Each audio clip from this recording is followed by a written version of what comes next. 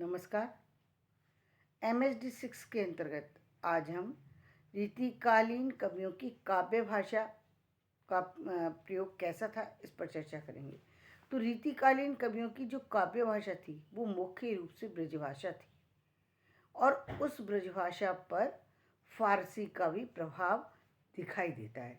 संस्कृति और भाषा का प्रभाव भी मध्यकालीन हिंदी कविता पर पड़ा है। इसी ओर संकेत करते हुए भिखारी दास ने कहा है, तुलसी गंग दुबो भये सुकविन के सरदार, इनके काव्यन में मिली भाषा विविध प्रकार। इनकी ये तुलसी और गंग, उधर तो भक्ति काल के तुलसी और इधर गंग, ये दो इधर भाषा विविध प्रकार की दिखाई देती है। यानी उस भाषा में कई सारी से भाषा के प्रयोग मिल जाते हैं। भाषा में व्यंजना मिल जाती है, लक्षणा मिल जाती है, अभिधा लक्षणा व्यंजना तीनों रूप मिल जाते हैं उसके। इसके साथ साथ अन्य भाषाओं का मिलन कैसे कराना है, कैसे छंदों को बदलना है, ये प्रयोग जो है तुलसी और गंग की रचनाओं में दिखाई देता है। इस विविधता का कारण है भाषा का क्षेत्र विस्तार। इसकी परंपरा सूरदास के पूर्व भी सिद्ध हो चुकी थी। 14वीं शताब्दी तक इसका रूप बहुत कुछ स्थिर हो चुका था।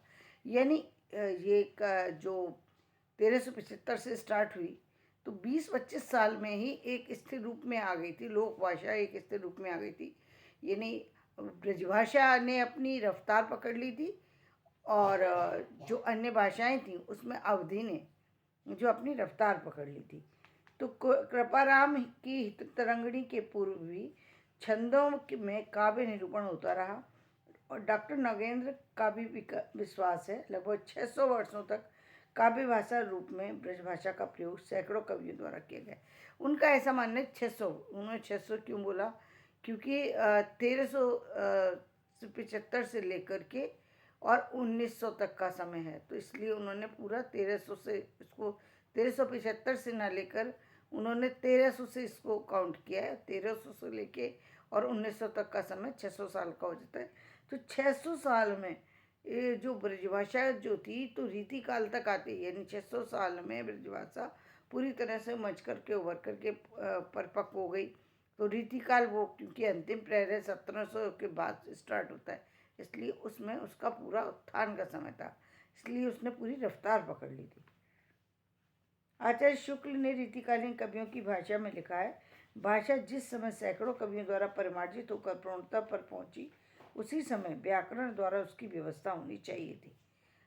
ऐसा नहीं हुआ, जिसके परिणाम स्वरूप चित संस्कृत दोष वाक्य दोष संस्कृत दोष, वाक्य दोष, लिंग दोष आदि का निराकरण ना हो सका। उनका कहना ये था कि भाषा तो मतलब विकास तो पा गई, लेकिन कुछ जो व्याकरणिक दोष थे, व्याकरण पर उस पर काम होना चाहिए था। रीतिकाल में ब्रजभाषा जब इतनी प्रौढ़ता पर पहुंच गई तो व्याकरण पर उसके पर काम होना चाहिए था, व्याकरण पर काम ना हो नहीं हुआ और उसका परिणाम उसकी जगह जो है उसकी संस्कृत दोष जो थे या फिर वाक्य दोष जो थे या फिर हम कहेंगे संस्कृत नहीं संस्कृति दोष जो थे या वाक्य दोष जो थे, जो लिंग दोष थे, वो उस कविता में कहीं कहीं आए, जो कि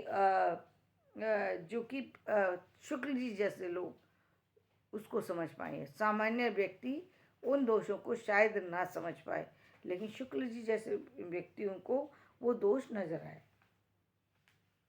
अरबी फारसी के शब्दों का ब्रजभाषा में ग्रहण अनुचित नहीं माना। वह तो ऐतिहासिक प्रभाव था, किंतु उसके विकृत और अतिशय प्रयोग के अनुचित ठहराया। उन्होंने जहाँ तक संस्कृत के साथ साथ जो अरबी फारसी का प्रयोग, उर्दू अरबी और फारसी का प्रयोग जो भाषा में होने लगा था, उसको गलत नहीं माना, क्योंकि हमारी प्राचीन संस्कृति क्योंकि जो मुस्लिम समाज से संबंधित थी, तो उन्होंने उसको दोष नहीं माना, बल्कि दोष उसको माना जो उसको अतिशय फारसी का प्रयोग अतिशय कर दिया, उर्दू का प्रयोग अतिशय कर दिया, अरबी का अतिशय कर, तो उन्होंने उसको दोष माना।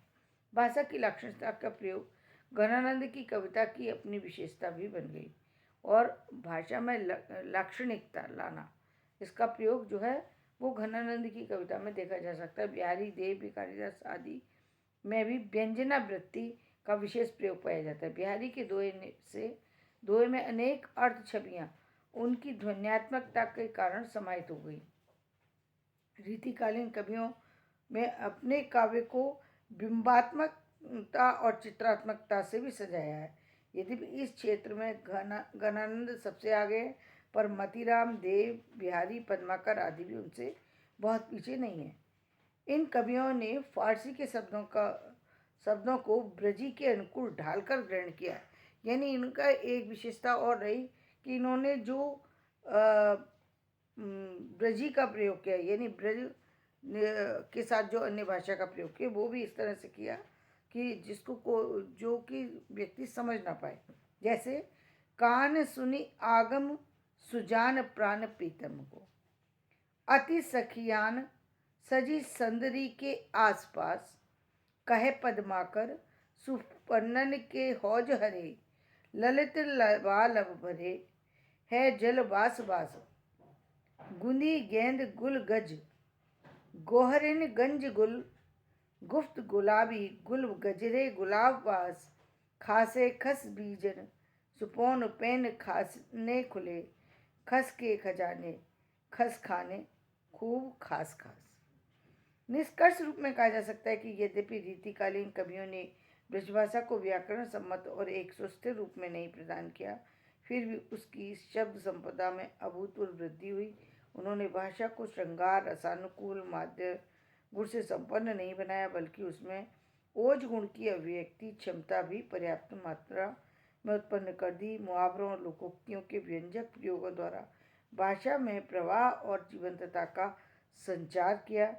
चाक्षुष बिंबों की अधिकता के कारण चित्रात्मकता की कला और संवेदनात्मकता, बिंबों के द्वारा भावानुभूति की गहनता और अभिव्यंजना के नए क्षितिज को भी स्पर्श किया है। भाषा की सुघड़ता और तरलता का जैसा विकास रीतिकालीन ब्रजभाषा में प्राप्त होता है, वह अपने आप में बहुत बड़ी उपलब्धि है। कहने का तात्पर्य ये है कि जो इतनी भाषा का जो एक विकसित रूप जो हमें रीतिकाल में देखने को मिलता है, वैसा हमें अन्य कहीं देखने को नहीं मिलता। धन्यवाद। मेरा वीडियो पसंद आए तो इसे लाइक करें, शेयर करें और सब्सक्राइब